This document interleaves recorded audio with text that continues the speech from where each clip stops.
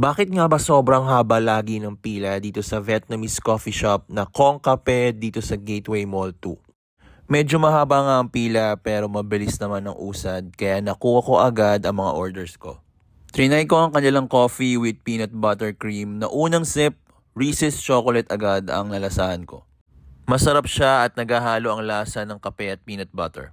Next is yung Po Coffee with salted cream na very interesting yung lasa, matapang at nakakagising ng dugo ang atake. Siyempre hindi mawawala ang banh mi sa kahit anong Vietnamese shop. Malasa yung beef, malambot at alam mong authentic yung Vietnamese flavors. Meron din silang discount para sa mga Metrobank card holders. At may barkada bundle din sila na kapag umorder ka ng tatlong full price items, may free 12 ounces baksu sa fourth drink. Sulit nga ba dayuhin at pilahan ang Kong Kape dito sa Gateway 2? Para sa akin, sulit na sulit, lalo na kung wala ka ng leave or budget pang Vietnam.